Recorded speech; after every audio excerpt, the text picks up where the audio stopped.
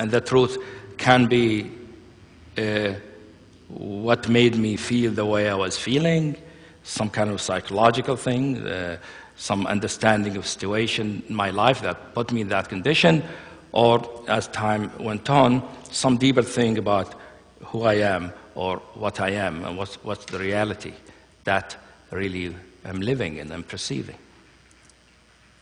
So that became sort of the inner core of what I call now inquiry. That's the center of it, which is the heartfelt desire and interest to know, to recognize, to experience, to find out what is the truth of life, what is the truth of my situation, what is... You see, I can't even formulate the question completely because I don't know what it is I want to know. I can't say what... I didn't feel, for instance, I knew about the practice of asking, who am I? I couldn't ask that question. I didn't know whether that was the relevant question. You see, I was in some sense that ignorant at that time. Some people already know that they need to find out, who they are. And I heard it from teachers, whatever, but personally, for me, I didn't really know. It was like the question was, it's a question that couldn't be formulated. Like, I want to know, I want to see, I want to experience, but I didn't know what, you see. So there was, but that I didn't know what turned out to be the openness, part of the openness that I recognized a few years later was necessary for the truth, whatever happens to be the truth, to manifest itself.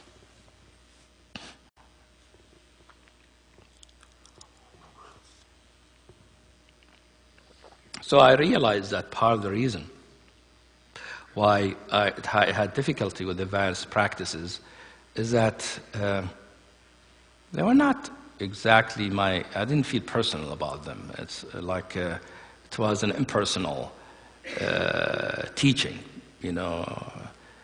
You go sit and meditate, or you go do this practice, and everybody's supposed to do it, and you do it because your teacher told you to do it, or you read about it in the book.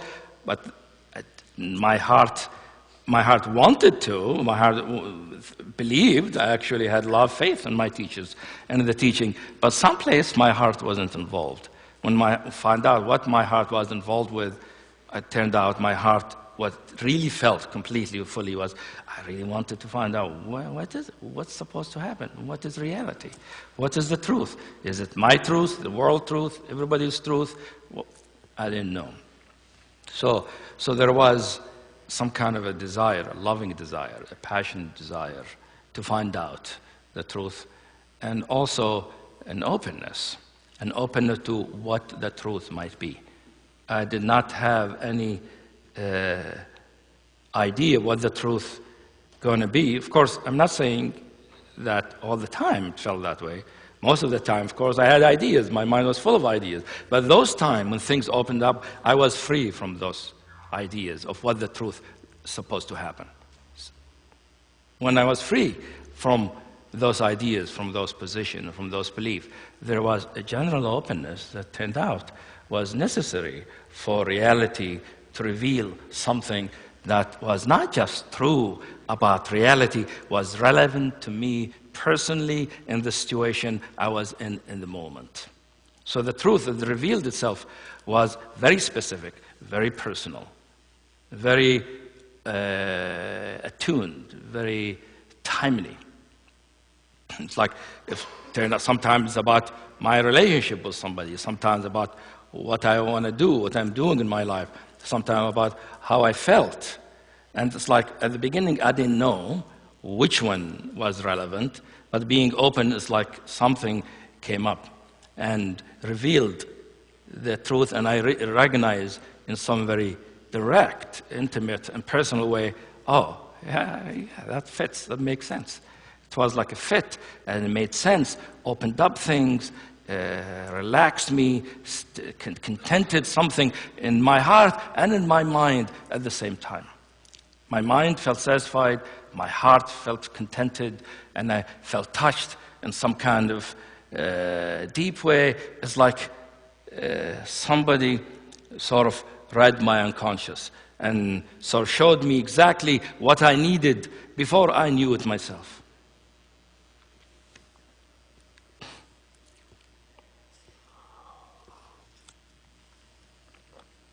And it took a while, several years, before I recognized as this kind of opening continued to happen and to expand and to deepen. That particular attitude, that personal interest and love for the truth, open-ended truth, and for the truth on its own, not wanting anything from it. Not like I'm praying to God, I want something from God. It's not like I'm meditating to get enlightened. It's not wanting anything completely. It's just the truth itself without knowing what the truth is. That when that happened, when I was in that place, something came up, something opened up and revealed the truth, and I recognized in time that there was some guidance in it. Like the truth that was arising wasn't just universal truth. Right?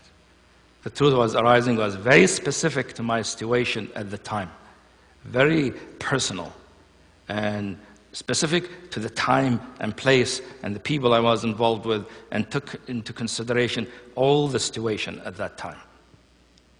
And so, even though it did not correspond with the ideas that I had in my mind, that I was fed about what reality, ultimate reality, enlightenment, all of that, didn't correspond with those, it was satisfying in some kind of deep way that in time I learned to trust it, and to trust it a lot more than what any teaching, what any teacher has said or says. I recognize that is telling me something is precisely and exactly personal to me, and it worked for those situations. It's not like having a wonderful experience, but having an experience that solved something, that resolved something. I saw something about reality, and some of my situation got resolved, got finished, got discharged. You see, it wasn't just experiencing something transcendental.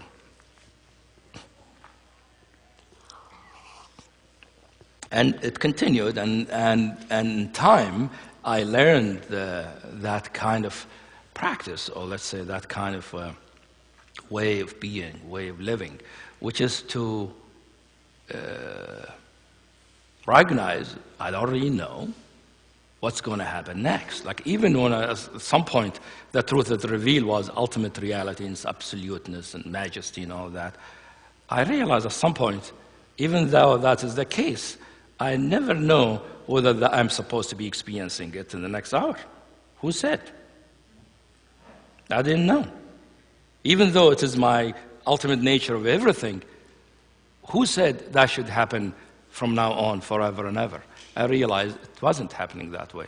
But what was arising was always something that addressed my personal situation, even though as time passed, my personal situation, for it to be resolved, for it to be understood, to be clarified, became more and more connected with more universal and fundamental truths. Like it started with a simple thing, but as things opened up and the truth began to manifest more and more, to resolve some of the situation, there was the truth that arose was deeper and more fundamental, and kept going deeper and more fundamental and more universal until it revealed so much truth, so many dimensions, so many things, facets about reality, I can't even remember them.